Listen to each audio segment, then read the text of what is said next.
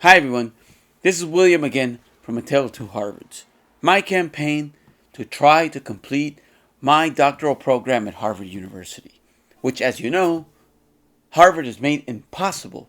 Today's video is about how Harvard blamed me and punished me severely for having been attacked by a complete random, unhinged stranger.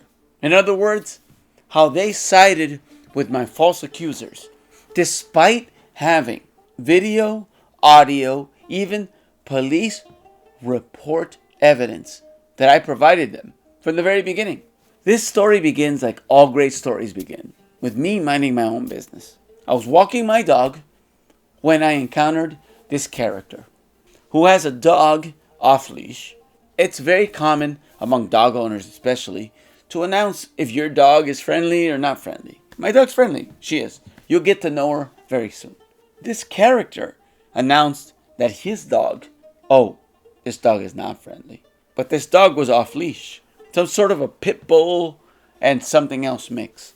I said to him, maybe it's a good idea to keep him on leash. Knowing that the area we were in is an area that elderly people, people with strollers and children and families traverse daily. Well, I didn't even get through that before I got an avalanche. I've never seen anybody go from 0 to 11. He went off.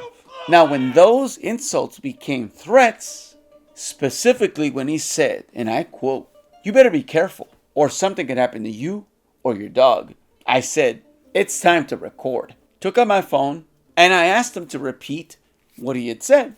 All of the threats and insults. Because this guy was dangerous. It was immediately obvious. Not just to me, but more vulnerable people. What he proceeded to do was lunge at me and then did a clawing like punch thing toward my face. I was only saved because I managed to create distance as he was lunging at my face. He then grabbed my phone, threw it. By the grace of, and this is not an endorsement, otter cases, my phone did not shatter into pieces. Yeah, it got scratched up a bit. He also managed to grab a clicker device that I use. You're all familiar with it, dog clicker. I'm not going to repeat all of the obscenities that he said, but he was taunting me with it. You want this, you little bee, you little this, you little that. And then you could hear it flying through the air and blink, landing near my phone. I proceed to try to go get my phone, see if it's okay, and make sure that I'm still recording this insane encounter. In the state of Massachusetts, you have a duty to retreat. Usually it's about avoiding conflict, avoiding violence. My goal was to get into the residential streets, where there are witnesses, where I'm more protected. Now, instead of letting me go on my way, as is his own duty under law, this guy's stalking me, following me, tracking me. I go one way, he goes that way. I go that way, he goes that way. It got scary. Not only that, and you're not going to believe this, he gets on the phone, his own phone, and calls the police or 911 and says, almost as if he didn't remember that I just recorded him and that he knew about it. The only way to get away from this guy was to actually sprint away from him, run as fast as I can. I wanted to get away from this guy not only because who knows what his intentions were, who knows if he had a weapon, but also I didn't want this guy to know where I live. Now the crazy part is that he proceeded to tell HUPD, Harvard University Police, that he had been attacked when he knew that I had captured him very obviously with my phone. Maybe he thought he had succeeded in destroying. I still to this day do not know. But what I do know is that when I filed my own police report, I showed my video. This officer, who's very professional, said, we're supposed to be objective. And I am. This guy initiated violence and then proceeded to lie. I wish the story ended there, but it doesn't. Harvard University, who is supposed to be objective also, get my side of the story, did not. I'm not going to name names, but the Dean of Students' office notified me via email that I had been suspended, dismissed from the university, just based on the false allegations of this unhinged individual. They never bothered to get my side of the story.